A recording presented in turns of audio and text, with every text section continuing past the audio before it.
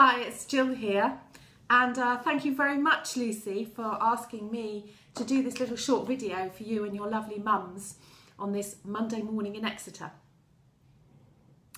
Now, I've been spending the last two and a half years devoting my time to look at the way nutrition and supplementation can help my own body, that of my children, my friends, and also now my clients to live a better and healthier lifestyle. I do have a nursing background, but actually this is a very different area to what I did many years ago when I was a nurse. Then I worked in what I call the illness industry, and now I'm very much working in the wellness industry. So what I've done for you today is Lucy just asked me to put a 10-minute video together just on a subject that we think that you might be interested in. Now, I live right in the middle of the countryside. I moved here 7 years ago, and out of my bedroom window or my front window, we're in the back of the house at the moment, if I look out, I'm surrounded by fields in the front. I'm also surrounded by fields in the back as well, because I actually live in an ex-farmhouse. And when we came here 7 years ago, when the farmers were ploughing the fields in those days, and I know that you live in Exeter, and I come from down your way, by the way. I actually come from Chudley. My dad still lives there. I know that you will have noticed that when the tractors are ploughing the fields, that 7 years ago, there would be lots of birds following that tractor along. And what the birds were doing, they were looking for the microbes that the tractor was mixing up, was exposing, if you like, all the grubs, but particularly the microbes that were coming to the top of the soil so that they could eat them. Now, what's really interesting to me is that over the last 7 years, increasingly, when I look out the window, and I've got a photograph actually from the latest bit of ploughing that went out outside my door, is that there are now no birds following those tractors. And there's a couple of reasons for this. One is because farmers are under so much pressure now to be doing this really fast crop rotation. So they're having to use different techniques, they're having to use herbicides and pesticides to get the soil ready really quickly and to kill off all of the bad bugs in order to produce these bigger yields that they're expected to do. But the trouble with that is that they're also killing off the healthy microbes in the soil. Now, you will have also perhaps noticed that when you're driving along in the summertime, it used to be, if you went on a long journey, we go from here right up to the north of Scotland every year, that you'd get those little black bugs on your windscreen, and if it was a sunny day, they'd kind of get hardened on. Now, some of you might even be too young to remember this, but you used to have to get in and scrub them off. Again, those are the microbes. So it's very clear that microbes are no longer that abundant in our soil. Why is this important? Well, my friend and herbalist Marlene Williams told me 2.5 years ago, probably longer than that actually, that we'll never die of a vitamin deficiency. You know, we're going to get ill. But actually, it's minerals that are more critical to us for our survival and good health. And what's happening here is that if those microbes are not in the soil, it's the microbes that get the minerals into our food. So no microbes, no minerals.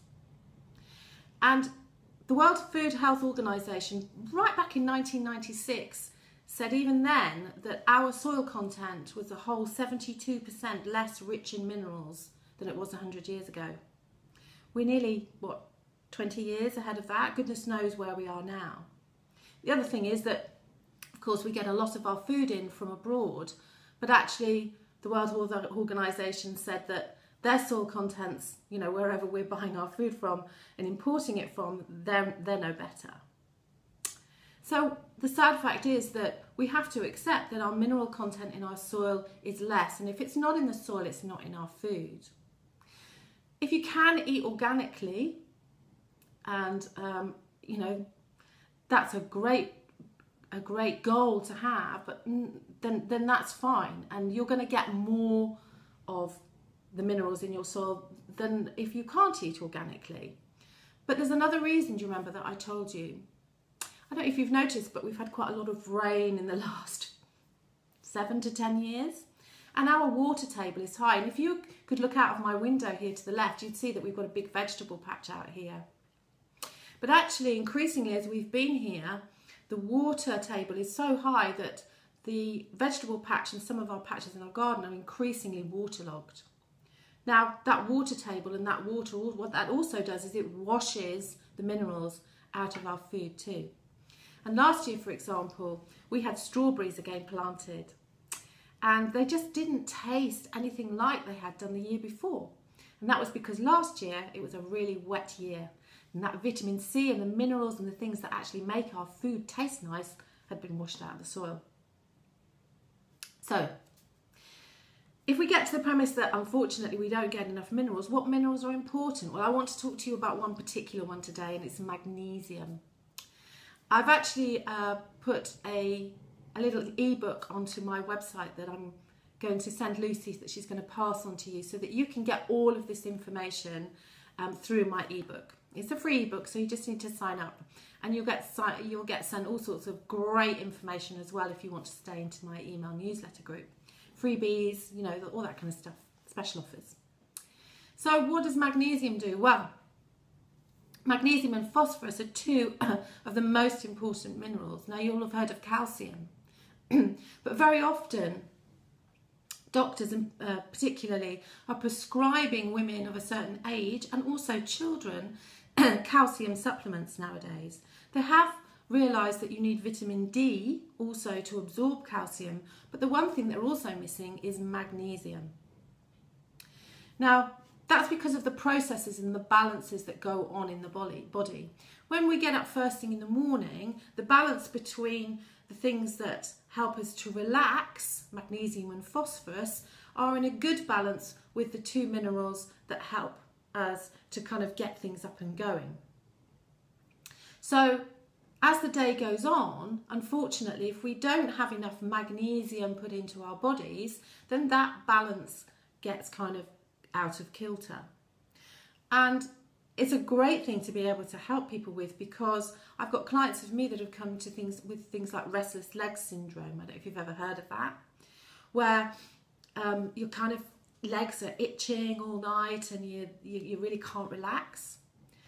And this was because, generally, I'm also a Pilates teacher, by the way, and a lot of my clients get cramp in their classes, and this is due to a lack of magnesium, because magnesium allows the muscles to relax. And this particular 70-year-old lady said that her GP had just prescribed her some calcium and vitamin D because they were worried about osteoporosis, but that she was suffering with restless legs. So I said, well, actually, Barbara, let's add some magnesium into there, and I'm sure you're going to get, great relief from this. I went to see her a month later, and I walked in and I said, hi, Barbara, how's your restless leg syndrome? And she said, what, restless leg syndrome? Now, this is the same for a lot of other things as well. Magnesium has the same effect. Very often, if you suffer with migraines, you may realise that you suffer with them overnight or later in the day. And that's because the balance of magnesium in your body has changed and altered. That relaxation property is not to the fore. So migraines, headaches, polycystic ovary disease is an imbalance very often in magnesium. Premenstrual symptoms, headaches, even pain. Magnesium is wonderful for helping people if you had period pains. Also, magnesium helps the bowel to relax. So if you're prone to constipation, magnesium is great for that as well. But one of the biggest things is stress has an amazing effect on the way that we absorb magnesium. So in order for you to be absorbing your magnesium on a regular basis, then you need to make sure that you're bringing your stress levels down. Well, Jill, that's easier said than done, isn't it? I'm hearing you say. Okay, so I'm going to send you a link to my ebook, but there are 3 things that are critical in order for you, or indeed your children, to live a happy and healthy life in terms of your magnesium balance. You must drink loads and loads of water. Yeah? Well, you hear this for all sorts of reasons, but actually water is so critical in magnesium balance. You must also make sure that you're able to digest your magnesium. So if you're going to take a supplement, then you need to take it away from food. But the other thing is that magnesium is kind of a hard molecule. So if you've not got the right amount of digestive enzymes in your stomach, then you won't actually absorb that magnesium that you're taking anyway. And the other things that you need to be able to do is to eat slowly, to relax, to reduce the stress levels so that you can absorb magnesium too. So I hope this has been of interest to you. Obviously, in my ebook, it's not very long, it won't take you that long to read, but it does explain a little bit about the science behind it, what I suggest you do in order to get your magnesium levels in balance. If you know anybody with more serious disorders like ME, fibromyalgia, then magnesium is so critical for anybody that is suffering these autoimmune diseases as well. So it's been great to talk to you, and I hope you have a fabulous session, and I hope to see you all in person very soon. And I try to join you on your Mum's Net Monday night thing too, so you know, please say hello if I pop up there. Okay, bye.